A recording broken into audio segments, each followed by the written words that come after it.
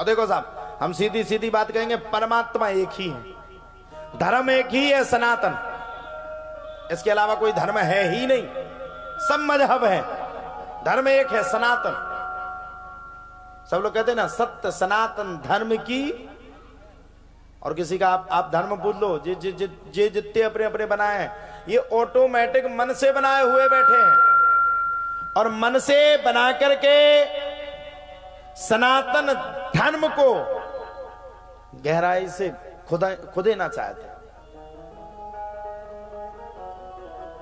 आज हमारे यहां कुंभ होते हैं, कुंभ में 13 अखाड़े जाते हैं। आप लोगों ने सुना होगा, नागा साधु जाते, वो अखाड़े वाले होते हैं। वैश्य अखाड़े, शिव अखाड़े, जूना अखाड़ा, एक और अखाड़ा बन गया किन्नर अखाड़ा। सभी अखाड़ों के साधु संत जाते हैं। अखाड़े क्यों बने पता है आप सबको? प्राचीन काल में मुगलों का शासन काल सबसे तेज बढ़ गया था। बाबर ने भारत में सबसे ज्यादा आक्रामक युद्धों को बढ़ावा दिया था। और अफगानिस्तान से आकर के बाबर ने भारत पे कब्जा जमाया। अब जब अफगानिस्तान से आकर के कब्जा जमाया, तो सबसे पहले उसने राम मंदिर को तोड़ करके राम मंदिर में बाबरी मस्जिद को बना दिया। हिंदू गुरुओं ने देखा, हमारे हिंदू गुरुओं में 4 पुरी के 4 शंकराचार्य होते हैं। 4 शंकराचार्य जो मुख्य हैं, सनातन धर्म के प्रधानमंत्री हैं। शंकराचार्यों ने देखा, भैया ये तो गड़बड़ी है, ये धीरे धीरे हमारे सनातन धर्म को छुपाना चाह रहे हैं। लेकिन ध्यान रखना, अपन किसी आलू को जमीन में जाकर के गाड़ दो, किस आलू का पता पड़ोसी ना चला पाए, तो 10-15 दिन के बाद अपने आप उसमें से पीक फूट जाती है, और वो एक आलू 10 आलू को प्रकट करके खड़ा हो जाता है। जब शंकराचार्य भगवान ने पूरे अखाड़े बनाए, तो अखाड़ों में शस्त्र और शास्त्र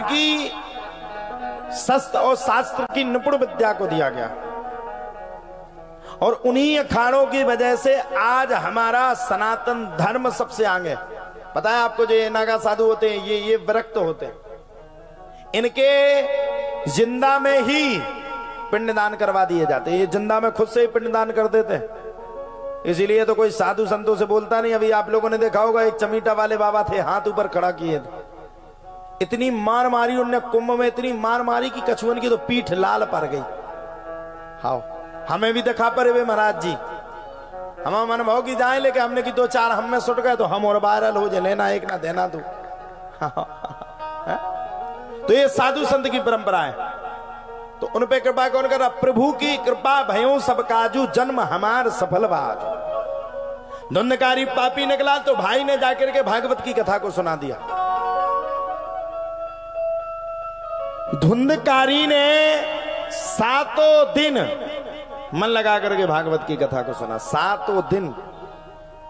और जब धुंधकारी ने 7 दिन सुना, आप लोगों जैसे नहीं 5 मिनट सुनी कथा ऐसी हो, 5 मिनट सुनी ऐसी, चलो लो जी अब घर पे चलें, काम भी तो डले हैं। 7 दिन मन लगा करके धुंधकारी ने भागवत जी की कथा को सुना। और आप लोगों से भी मैं कह रहा हूं कि 7 दिन आप लोग भी मन लगा करके भागवत की कथा को सुन लीजिए।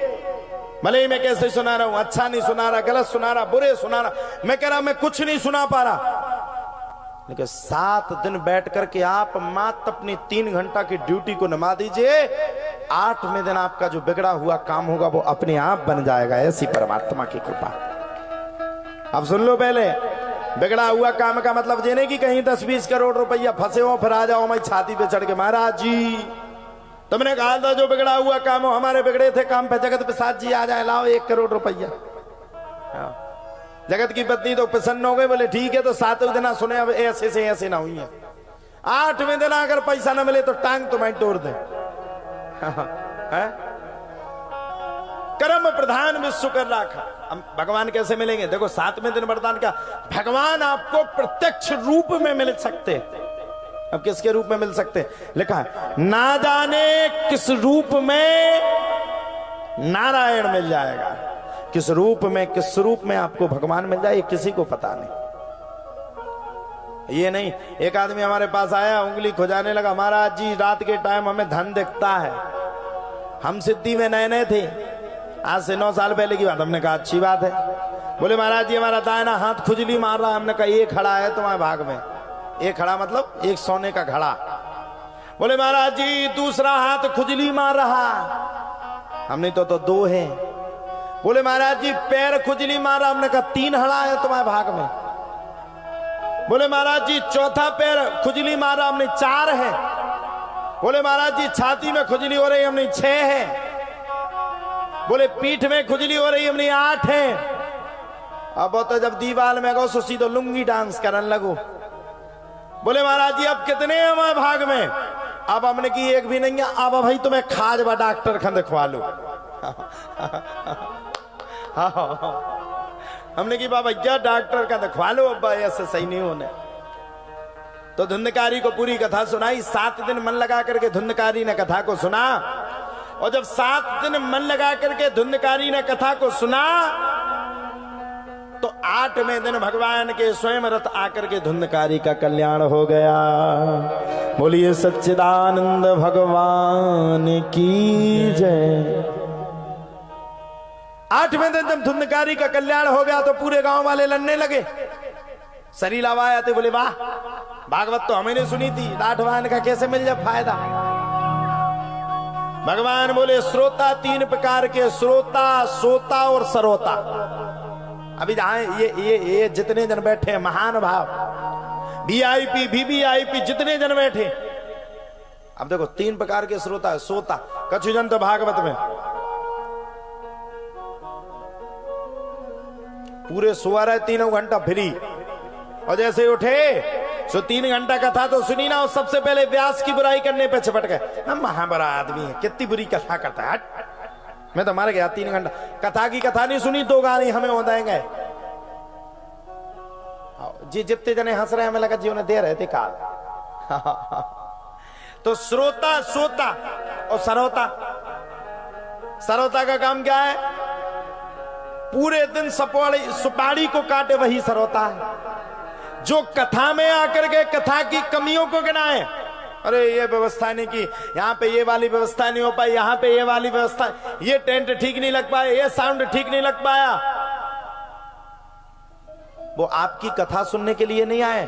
कथा का कार्यक्रम कैसे फेल हो उसके लिए पुरजोर ताकत लगाने के लिए आए। और वेद व्यास जी कहते ऐसा व्यक्ति, ऐसा मनुष्य अगर बैठ करके भागवत की कथा को सुनता है तो वो नरक का वासी हो जाता है। और बोले श्रोता, रामचरितमानस में कह रहे हैं श्रोता वक्ता ज्ञान निधि, कथा राम की गुण। श्रोता वक्ता ज्ञान निधि, कथा राम की गुण। अरे ऐसे श्रोता जो 3 घंटा बैठ करके मात्र मात्र मात्र भागवत की कथा सुनने में अपने मन को लगाएं, भले ही व्यास कैसे कथा को सुना रहा हो, उस कथा को सुनकर के अपने मन, चित्त और वाणी को पवित्र करें। ऐसे श्रोता के ऊपर भगवान पुरजोर कृपा कर देता है, पुरजोर कृपा करता है। और देखो साहब, भगवान का नाम लोगे आप अपने आप मंदमस्त हो जाओगे।